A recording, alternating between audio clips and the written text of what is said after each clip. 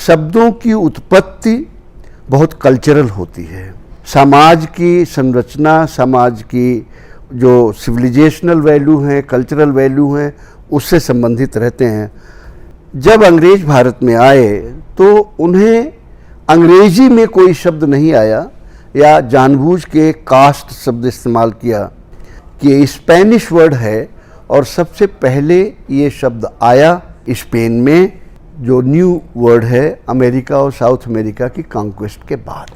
हमेशा यूरोप में racial purity की बात हमेशा कही गई। जो वाइट स्किन लोग हैं वो अपने आप को बहुत प्योर मानते हैं। अब कहीं भी जब सेना गई, चाहे स्पेन की गई हो, पुर्तगाल की गई हो, जब ये वहाँ गई साउथ अमेरिका, इन्होंने वहाँ के नेटिव लोगों को परास्त करके उन्हें अपना गुलाम बनाया, और जब एक ही जगह पे रहने लगते हैं तो इनका इंटरेक्शन शुरू हो जाता है। मतलब ये वाइट आदमी है, उसके संबंध किसी रेड इंडियन या लोकल लेडीज़ से हो जाते हैं, लोकल लेडीज़ का संबंध किसी ब्लैक से हो जाता है, ब्लैक लेडीज़ का संबंध किसी वाइट से हो जाता है। इस तरह से ये मिक्सिंग शुरू होती है, और ये बात फिर ये आई कि आखिर इसको कैसे डिफ़ाइन किया जाए। एक समाज जो प्योरली वाइट नहीं है, एक समाज जो प्योरली ब्लैक नहीं है, प्योरली रेड इंडियन नहीं है, उसको कैसे डिफ़ाइन किया जाए। उसके लिए उन्होंने ये शब्द इस्तेमाल किया, कास्ट। वो लगभग 12 से 16 कास्ट बताया उन्होंने। कास्ट शब्द सिविलाइजेशनल नहीं है, सभ्यता और संस्कृत से उसका कुछ लेना देना नहीं है। जो कास्ट शब्द की उत्पत्ति है वो पूर्णतः और प्योर नस्लवाद पर आधारित है। रेशियल प्योरिटी के हिसाब से टैक्सेशन फिक्स किया गया। जैसे अपने यहाँ ऋग्वेद के समय से लेके टैक्सेशन कौटिल्य तक आते आते बड़ा सिंपल था। ऋग्वेद के समय था कि आप 1/4 टैक्स देंगे, बलि देंगे, 1/10 तक भी था, लेकिन उसमें ये नहीं था कि ब्राह्मण कम देगा और ये क्षत्रिय ज़्यादा देगा, वो शूद्र ज़्यादा, नहीं, सबको बराबर देना पड़ता है। कौटिल्य भी जब टैक्सेशन की बात करते हैं उसमें कोई ये नहीं था कि ये अछूत है या ये क्षत्रिय है, ये वैश्य है, ये शूद्र है, ये अलग देगा। लेकिन ऐसा कास्ट सिस्टम में नहीं था। कास्ट सिस्टम में जो जितना नीचे है स्टेटस में, उसको उतना ही ज़्यादा टैक्स देना पड़ेगा और उतने ही कम बेनिफिट्स मिलेंगे सरकारी हिसाब के। कि एक शब्द जो पूर्णतः नस्लवाद पर था आधारित, आपने उसे भारतवर्ष की उस व्यवस्था पे लागू कर दिया जो पूर्णतः सामाजिक थी और आर्थिक थी। जो स्टेटस था सामाजिक, वो व्यक्ति का नहीं था, वो कर्म का था। जो ब्राह्मण का मतलब जो पठन पाठन में करता हो काम, क्षत्रिय का मतलब जो आर्मी में है, जो देश की रक्षा करता हो, वैश्य का मतलब है जो व्यापार में हो, और शूद्र का मतलब है जो छोटे काम करता हो। इनका जन्म से कुछ लेना देना नहीं था, पूर्णतः ये कर्म से लेना था। कर्म जो है व्यक्ति के अपनी चॉइस पे था। ऋग्वेद का एक बहुत सुंदर सा हिम है, मैं ब्राह्मण हूँ, मेरे पिता वो वैश्य हैं, मेरा भाई क्षत्रिय है और मेरी माँ शूद्र है। तो इसमें कोई संदेह नहीं रह जाता कि जो भारतीय परंपरा थी वो पूरी की पूरी आर्थिक जीवन में काम से संबंधित थी। दुखद बात है कि कभी इस बात पर डिबेट नहीं की गई क्या कास्ट शब्द हमारे जाति और वर्ण को बताने में सक्षम है। यह पूर्णतः अयोग्य शब्द है। जाति का क्या मतलब है? वर्ण और जाति कर्मणा है। और ऋग्वेद का एक सूक्त है जिसे मैंने जब पहली बार कक्षा 11 के लिए एनसीईआरटी के लिए किताब लिखी और इसको कोट किया, तो बहुत बड़े बड़े इतिहासकार जो चाहे लेफ्ट के रहे हो चाहे इम्पीरियल्स हैं, सब बहुत अचंभे में पड़े, बहुत नाराज भी हुए।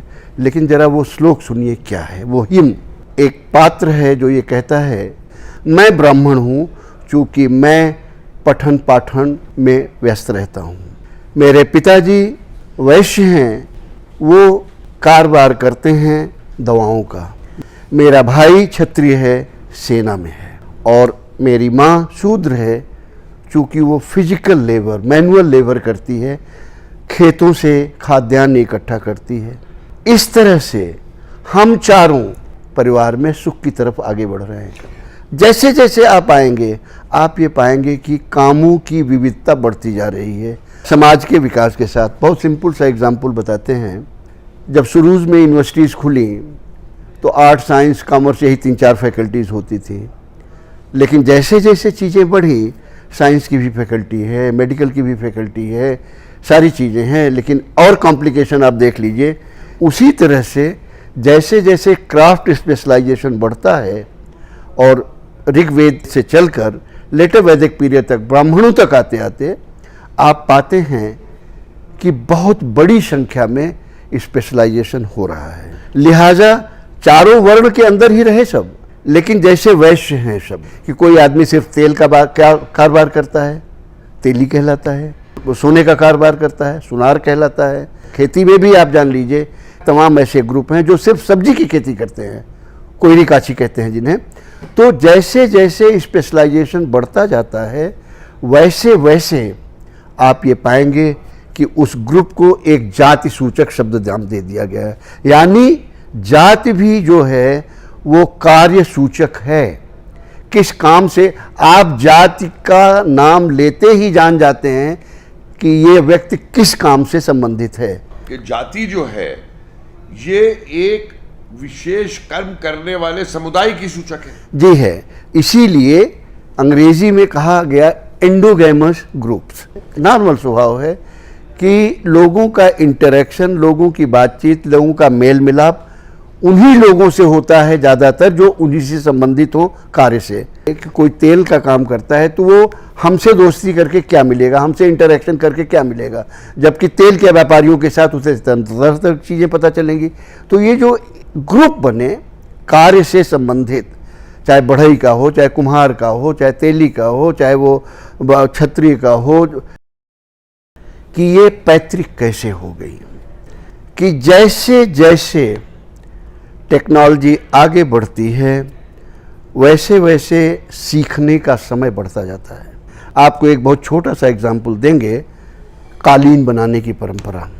सारा खेल धागों और उंगलियों का होता है। उंगलियां अगर आपकी फ्लेक्सिबल नहीं है तो धागे अलग नहीं हो पाएंगे, अलग नहीं कर पाएंगे।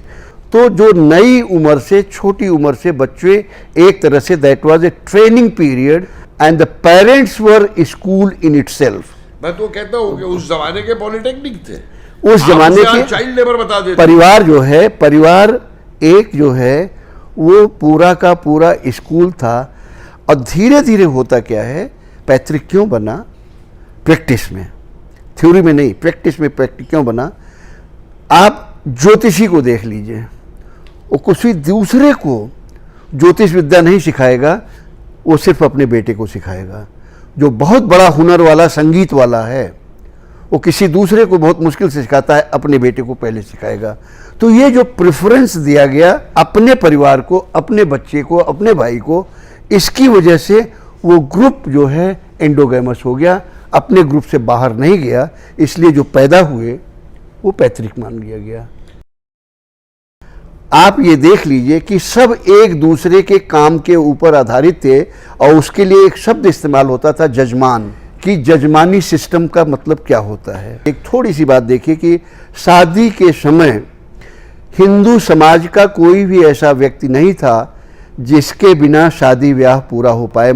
घर में एक बांस लगेगा लंबा सा, जिससे पता चल जाए दूर से कि इस घर में शादी है। काठ की चिड़िया बनाई जाती थी, चिड़िया उसी बांस के पास रखी जाती थी। वो चिड़िया कौन देगा, वो चिड़िया बढ़ई देगा। इसी तरह से घड़ा और वो रखा जाता है पूजा के लिए, वो कौन देगा, वो कुम्हार देगा। बहुत बड़ा जब काम बार होता है तो हमेशा पत्तल में खाना खाने की परंपरा थी। पत्तल कौन देता था, पत्तल एक जाति होती है धैकार, जो पत्तल बनाते थे, जहाँ भी जोर पड़ती थी वहीं जाके, और उन्हें अछूत कहा जाता था, लेकिन फिर भी उनकी भागीदारी रहती थी।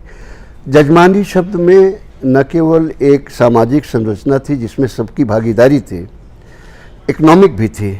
अब आप ये व्यवस्था देखिए जजमानी कैसे चलती थी। जो आपके जजमान थे, चाहे वो पंडित रहे हों, चाहे कुम्हार रहा हो, चाहे बढ़ई रहा हो, चाहे लुहार रहा हो, चाहे चमार रहा हो, ये सब एक दूसरे से संबंधित थे। तो जिनके पास कृषि संबंधित थी हमेशा जब फसल गिरती थी खरीफ और रबी की, इन सब लोगों का एक हक बनता था उस पैदावार में जो आपके खेतों में हुई है, और उसको देने का एक तरीका होता था कि आप अपने से नहीं देते थे। खेत में फसल कटी है और आप कुम्हार से, बढ़ई से, लोहार से, चमार से, सबसे कहते थे फसल कटी पड़ी है, जितना ले जा सकते हो एक बार में ले जाओ, लेकिन शर्त ये थी कि तुम अपने सिर पे इस खेत, इस फील्ड से बाहर ले जाओ। तो वो बाहर ले जाके फिर रख देता था और उस एक गट्ठर के 4 गट्ठर बना के 4 बार में ले जाता था।